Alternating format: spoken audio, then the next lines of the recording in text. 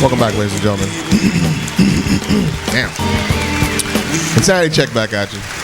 What you shaking your head for, man? Ken, skillet sauce, and, some cat over there named 8.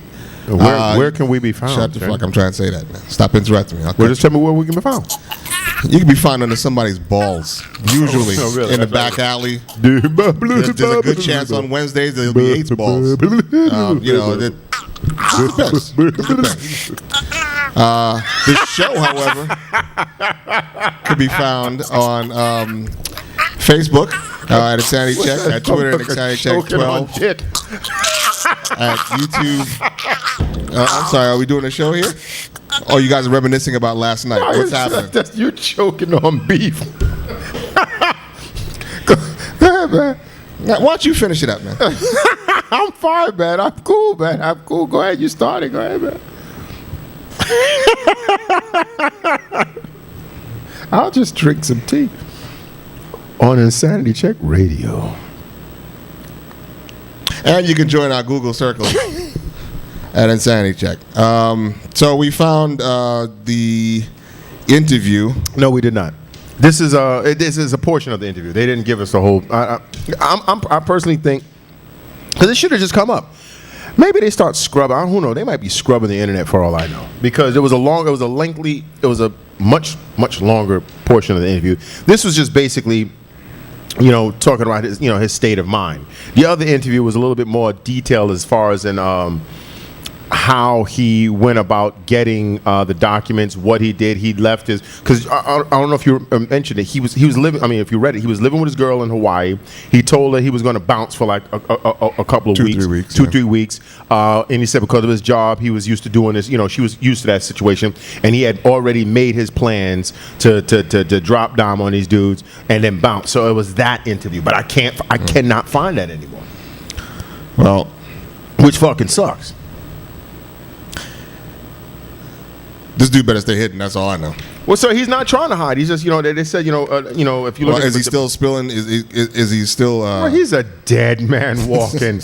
But it says, right here at the beginning, it says U.S. National Security Agency's controversial prison program extends to people and institutions in Hong Kong and mainland China, and the U.S. exerting bullying diplomatic pressure on Hong Kong to extradite him. They want him bad. But it says Hong Kong's rule of law will protect him from the U.S. He's in constant fear, no shit.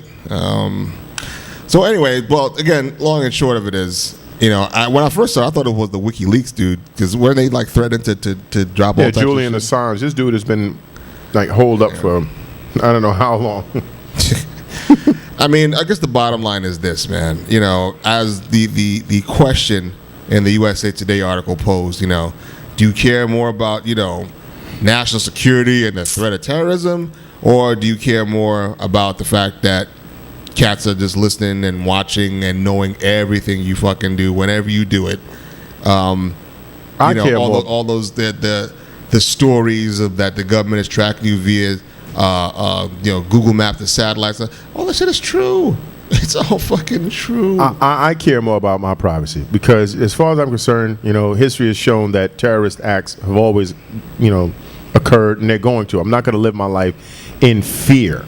I'm just not. And I would rather my privacy and have certain things, go to my grave or whatever if I so decide to have it that way, rather than have every portion of my interaction with everyone on this planet, outside of just, a person-to-person conversation being recorded. I don't feel comfortable with that. And then who knows, they can have these damn drones fly over and just listen to what the hell you're saying, even if you're on the street. What I'm curious, what no one ever asks people, because whenever something happens, let's say like this, they'll go in the street and ask the common Joe Blow and Jane Blow, do you think, are you okay with this? Is there your safety of your family, and they're like, if it'll keep us safe, then we're totally fine with it, just like the fucking when the chopper flybys over Miami last year. Mm-hmm. They were flying and shooting. They were blanks, but they sounded like real fucking military fucking weapons over downtown Miami. And they asked the woman, what do you think about this? Well, if this is what they have to do to keep us safe from terrorism, then, I'm for it, completely for it. My question would be, so what what is your cutoff limit? You know, where do you stop and say, well, you know what, that's too far?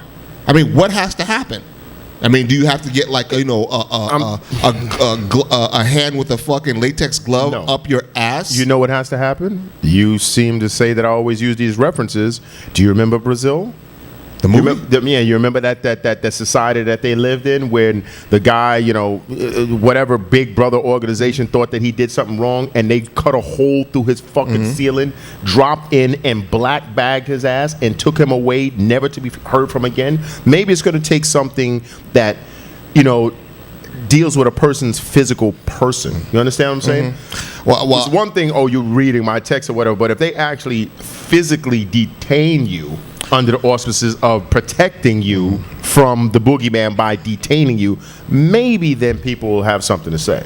I know one thing that could happen, and this is actually true because this is a historical. I was reading about the Salem witch trials and witch hunts, and you've been on some witch shit these past few days. Oh, you know the unrated shit came out of the Hansel and Gretel. No shit. With more beatings and killings. Really? Yeah, the Blu-ray came out Tuesday. So my homeboy Manny from Wingate Park, I got to go cop that. What's wrong, 8? What were you chuckling over there about? None. I just didn't know that you had like, you know, a DVD man's name. Like you're that close with your bootlegger. No, yeah. Yeah. As I said, I gave him a shout out. Yeah, that's real. Yeah, you know, I keep it real in these streets. Damn right. That's real. I got his name. But yeah, so the Salem witch hunts, I was reading about that, and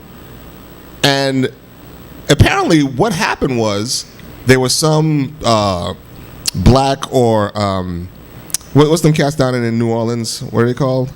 The Geechos, like those Geechees. So she was a nanny or a maid or whatever, and she used to tell stories, you know, witch stories to the little white girls that she took care of and their friends. So a couple of the white girls started telling people that she was actually a witch. And in those days, that's all you needed.